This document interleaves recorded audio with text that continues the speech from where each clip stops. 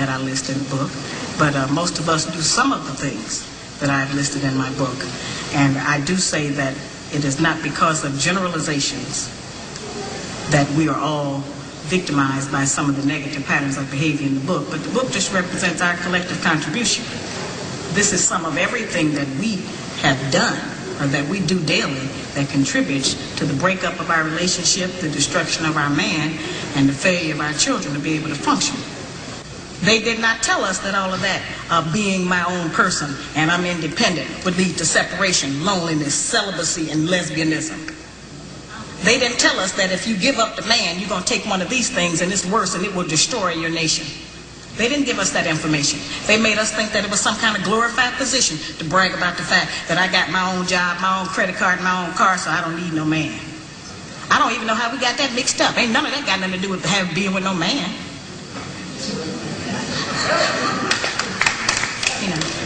We have some serious relationship problems that nobody has been able to address us on because everybody wants to pretend that this is not going on.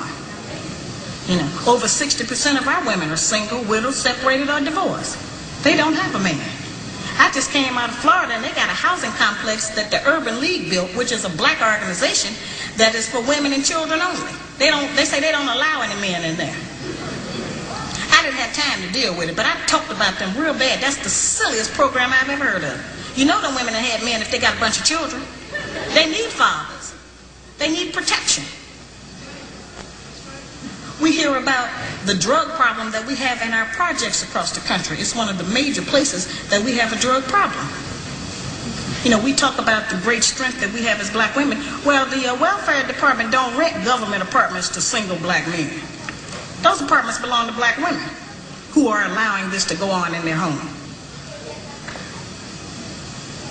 We have not looked at what part of the responsibility do we share. Yes, black men sell a lot of drugs, and a lot of us black women get the money from them drugs and buy some of these fancy clothes we wear. Drive around in some of these fancy cars.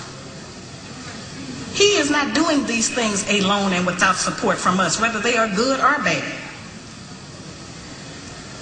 See, we have a lot of power. We are very strong women. I'm saying that we're using our strength in the wrong direction. We're using it to tear our man down, tear our nation down, instead of building it up. Having an education and a job does not necessarily mean you have a successful life. I keep telling black women that to raise a child, they say, well, I provided with food, clothing, and shelter. That's not raising a child. That's maintaining one. To raise a child, you need a parental coalition of a man and a woman. We have sons who, by not having a father in the home, they don't know how to respect women. They take on the black female emotionalism.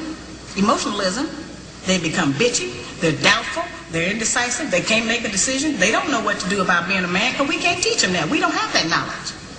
We have daughters who grow up in a home where they don't see any affection, where there's no man there. They go out into the world and try to mate. They don't have no idea how to be no woman to no man, how to function in a house with a man, because they haven't seen it.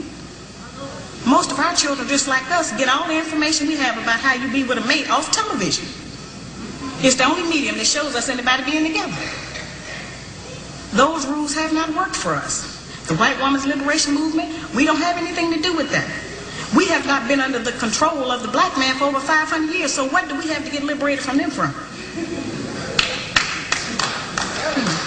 They haven't been our boss. That's the white woman and her man. They're going through that, and that's their business. We don't have any business being in that. They only introduced it to break down the civil rights movement.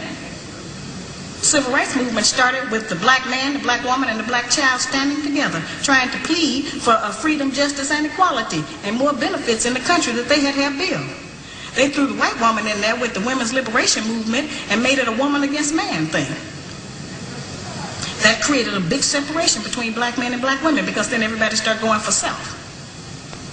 Then they bring the welfare system in and tell us in order to feed and clothe and house our children, we have to give up our man. You have to put the man out of the house. When the white farm wife goes to the government for subsidy for the farm, they don't tell her to get rid of the farmer. They keep that family together. But in the black community, they make it a requirement because they want to keep endorsing into the black community that the black man is no good and that he is not deserving of respect. He is not deserving of us letting him give us any protection or instruction, and that we are better than them. The major responsibility that the black woman has had on the earth for the trillions of years that we have been here has been one of nutrition and birthing children. Those two things have a great deal to do with the survival of any people, the reproduction of the nation, and feeding them the proper food so that they can live. Those are very important jobs. Those are very powerful positions, because it puts us in a position to decide who's going to live or die, and how slow they're going to die, by what we feed them. We have a very powerful position. That's not a small role that we play. We have just been taught to misrepresent and misuse that power. The people who we have been counting on to give us the truth about how to get along have failed. The white people don't know how to get along. They don't have that information themselves. They don't get along with nobody on earth. So they didn't have no information to impart to us about how we're supposed to get along. They change their relationship rules at will. We have, tons of black children around this country that I hear from who have grown up traumatized by the fact that they were referred to as the outside child. When we were having children like that, they called it illegitimate children, until the white woman started having them, and that is single parenting. See, they changed the rules according to what they're doing. So I've called on our people to change them depending on what we want to do, what our needs are. There's another need that has not been addressed in our community, because nobody will deal with it, and that's one that God did not create three sexes. We only have men and women.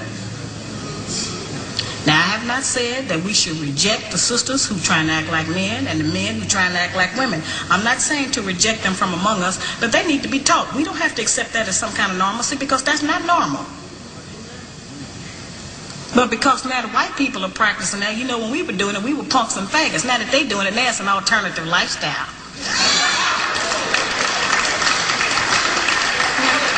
I'm trying to demonstrate how they have set rules that they have forced us to follow that they don't even follow themselves. They change the rules to suit them when they get ready. We can change them to suit us when we get ready, especially if we have what we have now, which is a failing system. It hasn't worked for us. We don't have to be ashamed that it hasn't worked for us. But we do have to be ashamed of the fact that we keep plodding behind it and not trying to make the corrections that will help our people to survive. So I had to start saying that he was over you in charge. He has just been ruling us with an idea. And that idea is that you ain't nothing that everybody else is. So coming up out of that idea this year, sisters don't have any idea what it can be like for us to have 15, 20 million black men walk around